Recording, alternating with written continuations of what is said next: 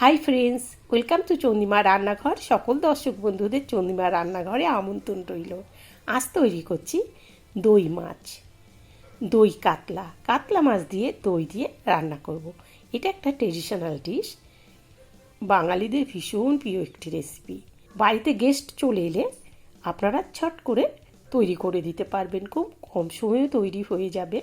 চলুন তাহলে আমরা রেসিপিটা দেখে নিই। প্রথমেই আমার লাগবে কাতলা মাছ।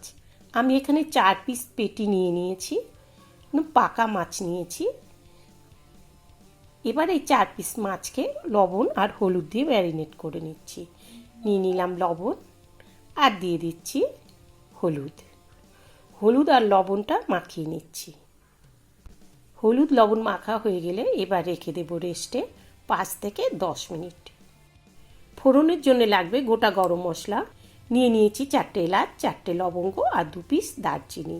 আমি এলাচটাকে একটু থেতো করে নিয়েছি। 2টো তেজপাতা।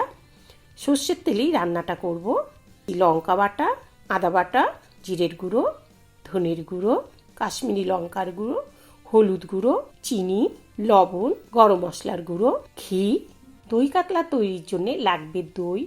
এখানে আমি দই নিয়ে নিয়েছি। এবার দইয়ের মধ্যে দিয়ে দিচ্ছি 1 চামচ চিনি। চিনিটা দিয়ে এবার দইটাকে ভালো করে ফেটিয়ে নিচ্ছি।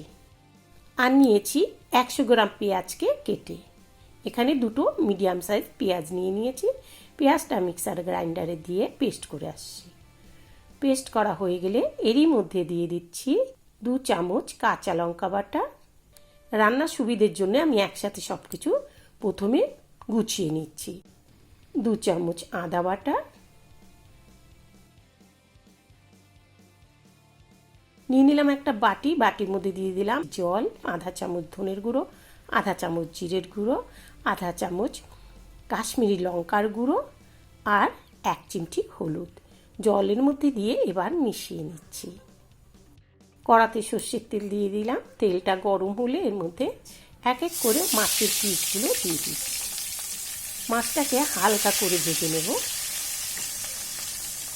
মাছের এক পাশটা ভাজা হয়ে গিয়েছে, এবার উল্টিয়ে নিচ্ছি। এপাশটাও হালকা করে ভেজে এবার মাছগুলোকে একটা জায়গায় তুলে নিচ্ছি। মাছের জন্য কড়াতে আমার অনেকটা তেলই দিতে হয়েছিল, রান্নার জন্য এতটা লাগবে না, কিছুটা তেল এর থেকে কমিয়ে নিলাম।